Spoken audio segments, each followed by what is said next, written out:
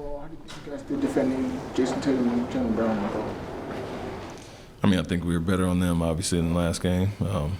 But others hurt us. Other guys, other areas, offensive rebounds and, giving up some threes, especially early. I think we were solid on them, but let everybody else get loose, kind of opposite of last game. You were talking after the road trip of trying to get tougher again, and nasty, I think was the word you used.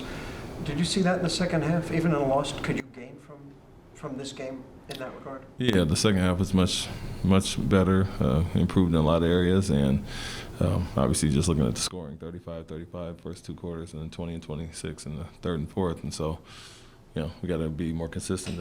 That's really what it comes down to. And so for us, improvement in the second half. We won it by 6 points and had our chance, down 93-90, missed some free throws, missed some easy putbacks, and ballooned up to 98-90 really quickly off of some mistakes. So, we had our chances, and, I think our focus was better, attention to detail on certain guys. And then, to your point, we did a decent job on Jaylen Brown and Jayson all night. It's just the others hurt us, especially offensive rebounds for some of their bigs. Has that shown you something these last couple nights? I'm in. Yeah, he's continued to improve, picking his spots. Needs to continue to understand when to be aggressive, when to find guys. That balance there of him attacking all the time, and as well as how teams are guarding him. It's us using him different ways. As a screener at times, as a guy initiating out of DHOs when the big is back, and so. But at the same time, not settling for the shots they want him to take, taking the shots he wants to get into his sweet spot, his mid-range pull-ups and some of those things, and getting out in transition. So when he does that, he's good. I mean, it's a learning curve and process for him. Until his shot improves, teams are going to guard him with certain lineups and matchups, and you got to get better, obviously, but we got to put him in some positions to succeed as well. Nate Williams got more minutes tonight maybe than usual. What did you think of his minutes? Yeah, he was solid. I think he really good in the first half, gave us a nice spark. Him and Aaron came in and were very aggressive. Loved his defense as well, picked up full court and kind of got into those guys. And you saw him and Aaron change the pace of the game a little bit on that end. But, he was good. I mean, he's a guy that it's funny to say this because he doesn't play a lot. We're very confident in and kind of know who he is and what he does. But obviously a logjam at all the positions that we have, the wings, he doesn't get a lot of time, obviously. And but when he does, he always seems to really play well, and he's done that in the preseason every chance he's gotten so far. So good night for him. I saw you kind of remark to Alpern early about the foul hunting to kind of get off that. Do you think he's improved about that as the game went on tonight? Yeah, he did. In general, the big thing with him or our guards as well is the reads at the rim, especially when they're playing with 2 7-footers in there instead of challenging. And G. Nathan kind of learned that tonight.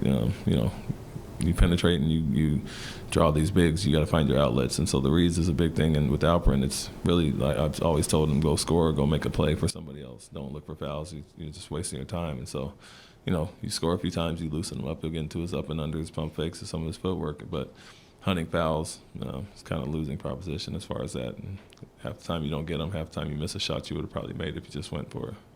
Talk about what you're getting from Dylan and how you're seeing him. He's been shooting the ball really well, especially for 3.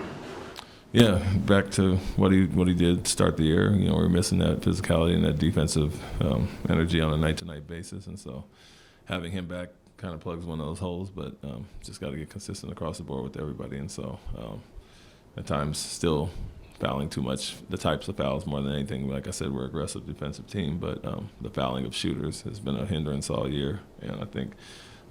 That goes across the board, but Dylan coming back helps us out. Obviously, missing Tari and him that was a big blow to us on that road trip, and you saw it with the defensive numbers. But yeah, he's been very efficient this year, shooting the ball well, taking what the teams give him. So happy with both ends.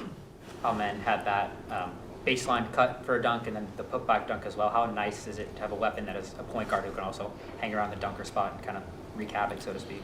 Yeah, and like I said, we know who he's being guarded by and some areas that he can really be effective, and so he's really good down there, cutting off the ball and then working behind Alpy in the post. And so, teams that do that give others a lot of trouble in the past, and Milwaukee comes to mind specifically with Drew Holiday down there getting a lot of offensive rebounds. And so that's his niche right now until he improves the shooting, like I mentioned. So ways to impact the game, he's finding ways, and we're putting him in some different spots, and he's working out well there.